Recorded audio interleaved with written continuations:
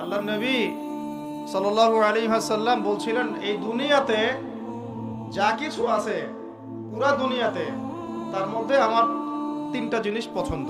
কয়টা ভাই? এক নাম্বার সালাহ, এক নাম্বার নামাজ। এটা আমার চোখের শীতলতা।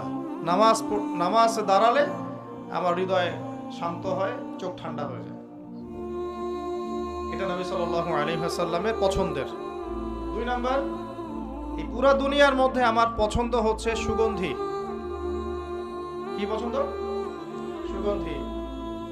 10টা টাকা যদি আর্ন করেন, 1 টাকার সুগন্ধি কিনেন, সুন্নাত। সুগন্ধি সাথে রাখতে হয়, ব্যবহার করতে হয়, মনটাও ভালো থাকবে। আর সুগন্ধি বেশি ইউজ করলে রোগ ব্যাধিও কম হয়।